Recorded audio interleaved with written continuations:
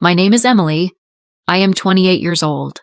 I have been married to Daniel for 5 years. He is 30 years old now. He is my husband. He is a kind man. He is soft-spoken. He is calm and patient. He never raises his voice. He never insults me. He never ignores me. When I get sick, he takes care of me. When I feel tired, he brings me food. He makes tea for me in the morning. He cooks dinner when I am late from work. He listens to me when I cry. He holds me when I feel weak.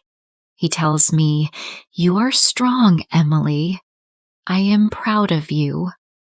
Daniel is a good man, but sometimes I forget that. I have a good job. I work in a corporate office. I earn $5,000 every month. I worked hard to reach this position. I studied at night. I took extra courses. I pushed myself. But Daniel still works as a delivery driver. He earns $2,200 a month. He works long hours. He drives in the sun, in the rain, and in the cold. He comes home late and tired. He comes home with sore feet and dust on his shirt. He never complains. He just says, "It's okay, Emily." I like working, but slowly I started to feel different. I started to feel disappointed. I looked at other couples.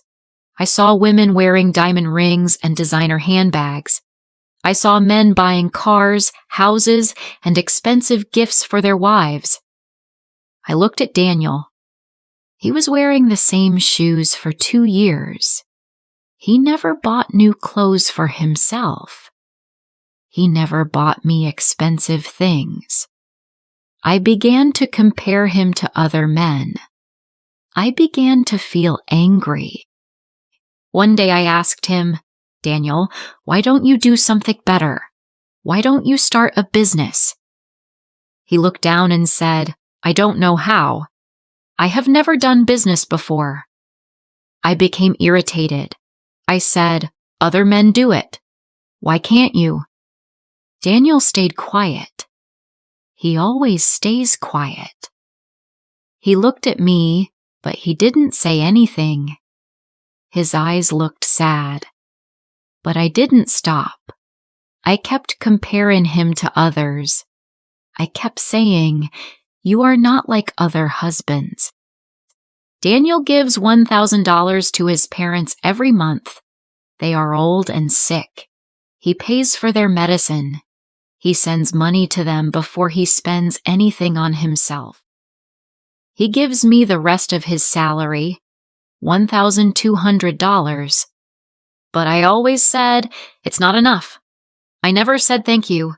I never appreciated his efforts. One evening, he came home very late. I asked him, "Where were you?" He said, "I was looking for another job." I was surprised. I asked, "Did you find one?" He said, "Not yet. But I will keep trying." The next day, he left early in the morning. He came back after sunset. He looked more tired than usual. He didn't smile. He didn't talk much. After 1 week, he told me, "I found a second job. I will work at a restaurant at night. I will earn $2,000 more." I said, "Good job." But I didn't ask how he felt. I didn't ask if he was okay.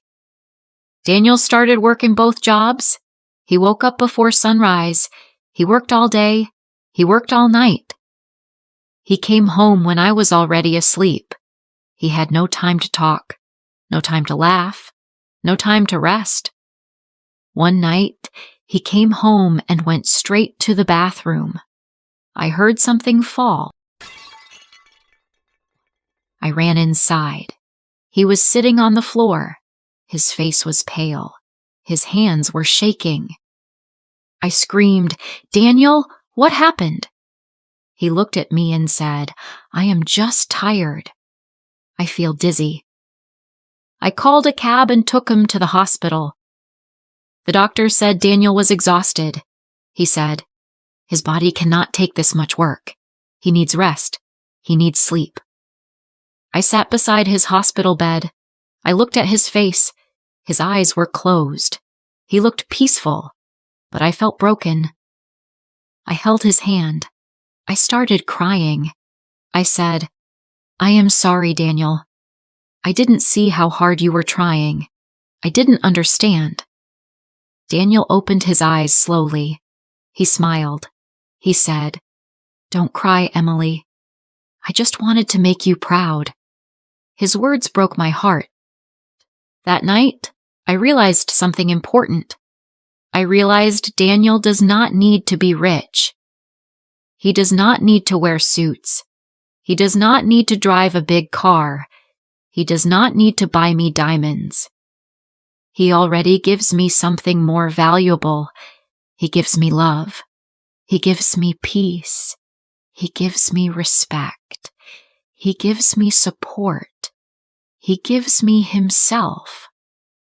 That is enough. That is more than enough. Since that day, I stopped comparing him to others. I stopped complaining. I stopped chasing things that do not matter. Now, I look at Daniel with new eyes. I see a man who works hard. I see a man who sacrifices. I see a man who loves deeply. Daniel is not just my husband. He is my quiet storm. He is the calm that keeps me safe. If you felt this story in your heart, please like, share, and subscribe. Because sometimes true love doesn't shout. It just stays and never lets go.